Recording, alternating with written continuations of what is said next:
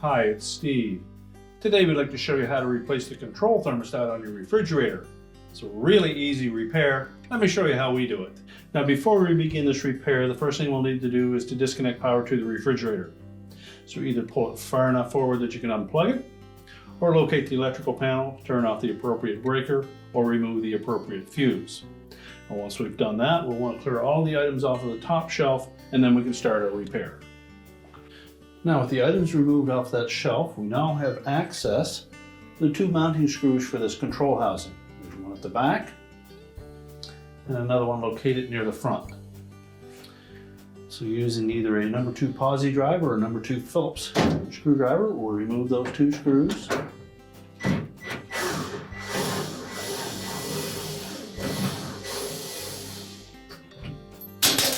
And be sure to support that assembly as you remove the second screw.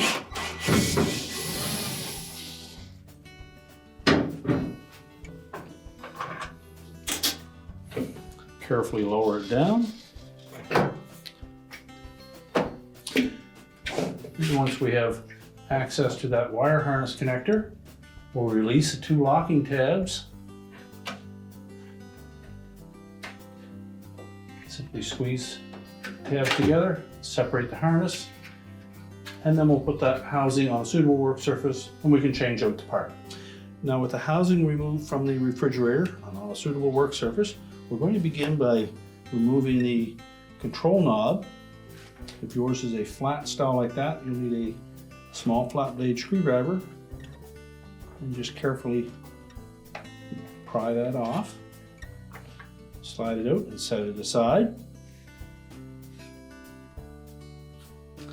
Now to remove the control from the housing, we're going to begin by dislodging that capillary tube from the channel, but just take note of how that is routed through there. We'll remove the ground wire from the end terminal.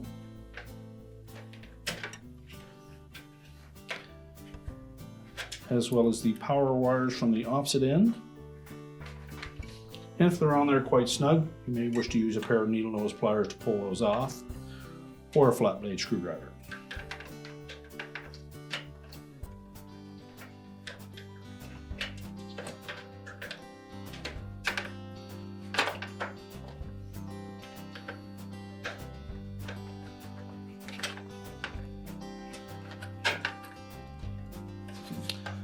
Now with the wires removed, we next need to release that control from the housing. You'll note that there are a couple of plastic tabs that hold that in place.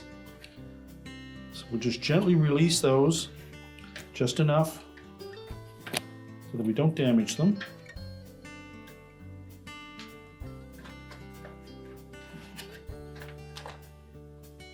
You may find that if you just release one, you can pull it out from underneath the second one. Now before we install the new control, we'll take this plastic sheath off of the old capillary tube,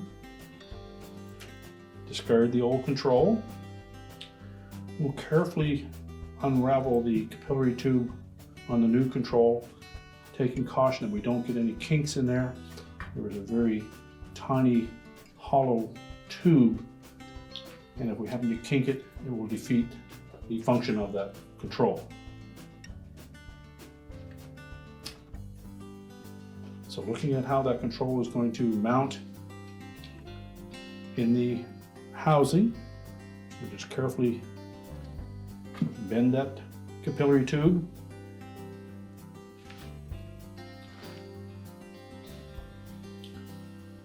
We'll slide the sheath over top of it.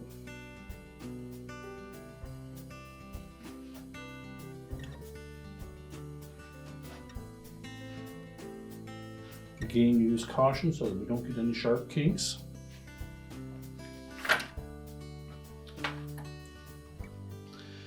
Then we'll mount that control in the housing, slide that tab into place.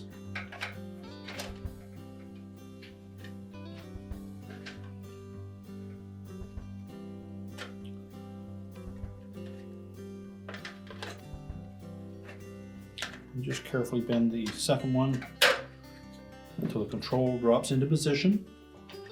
We can reconnect our ground wire, make sure it's snug and secure. Our 2 power wires, make sure that they're firmly attached to that control.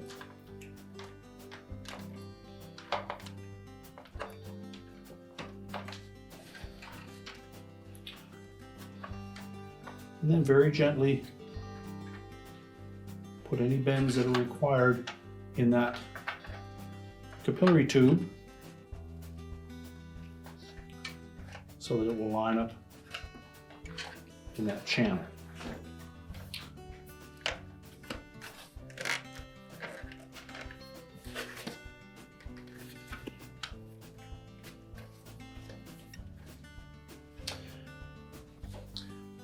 Now with the control knob, you'll note on one end there is a large space opposite a narrower one.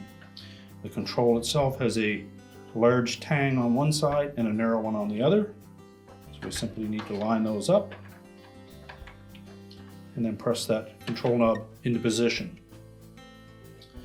You will want to take note of where that control has ended up and then set it back to its original setting. Once we've done that, we're ready to put the control housing back into the refrigerator. Now when reinstalling that housing, we'll begin by lining up the wire harness. And you want to make sure that the end of the harness that is attached to the housing sits flat down in that little channel there.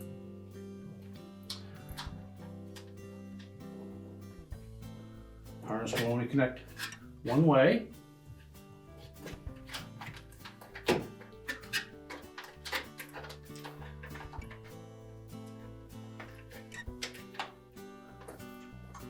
So make sure both locking tabs engage, and we'll tuck that harness down into that channel.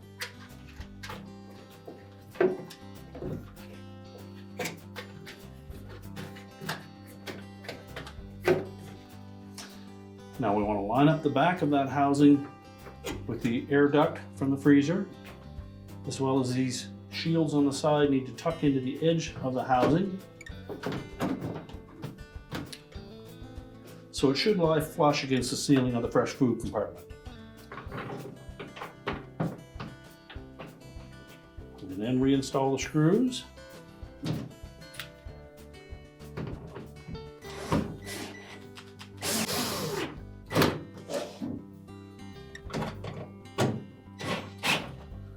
Make sure they're tightened securely. And then we can push the shelf back into position and reload the shelf. We're now ready to reconnect the power, and our repair is complete.